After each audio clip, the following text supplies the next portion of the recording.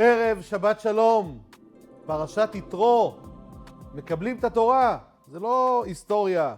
כשנקרא את פרשת יתרו, נקבל שוב את התורה. במעמד הר סיני, אנחנו קיבלנו את לוחות הברית. מעליי, לוחות הברית. יש 5 מצוות בין אדם למקום, ו5 מצוות שהן בין אדם לחברו. לפעמים, באינסטינקט טבעי, בין אדם למקום, שבת, אנוכי השם אלוקיך, זה בין אדם למקום.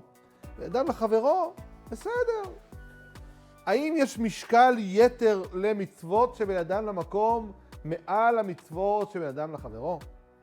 אנחנו יודעים שלמשל מופיע בתלמוד מסכת בבא מציעא, בדף למד.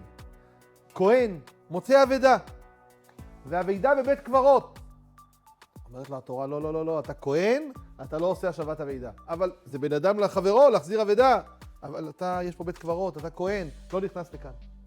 האם מצוות שבין אדם למקום ידחו מצוות שבין אדם לחברו?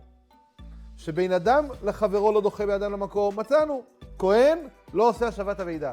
אבל האם כשיש לפניי מצווה שהיא ביני לבין בוראי, ואני צריך לדחות את המצווה שבין אדם לחברו, האם היא תדחה? מסכת סוכה, לולב הגזול, פסול. רגע, אבל יש מצווה לקחת לולב. אז בסדר, גנבתי את הלולב. אומרת הגמרא, לא, פסול, מצווה הבאה בעבירה. גם מצוות שבין אדם למקום לא דוחים מצוות שבין אדם לחברו. החתם סופר בסוכה מ"ב מביא שזו הסיבה, שמצוות שבין אדם לחברו לא נדחות מפני מצוות שבין אדם למקום. בציווי האחרון, שבה אנחנו נקרא בעשרת הדיברות, לא תחמוד. בית רעך, אשת רעך, שורו, חמורו, עבדו. מה כל הרשימה הארוכה? אל תחמוד כל מה שיש לחבר. לפעמים אנחנו רואים לחבר בית יפה, רכב יפה, ואתה מתחיל לקנא בו. אומרת לך התורה, תקשיב, אם אתה מקנא בשני, זה עסקת חבילה. אתה תיקח את כל הדברים הטובים שיש לו, אבל גם הדברים שלא כל כך נעימים. אל תקנא, כל אחד עם הפה כזה שלו. אל תחמוד, אל תקנא מה שיש לזולת, כל אחד עם מה שיועד לו, הוא יבוא ויקבל. אז בואו נפנים. בין אדם לחברו, לא פחות מבין אדם למקום. דרך ארץ, קדמה לתורה, זה בין אדם לחברו.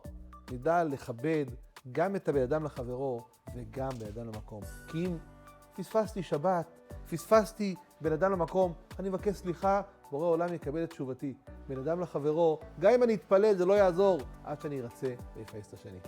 שבת, שלום ומבורך.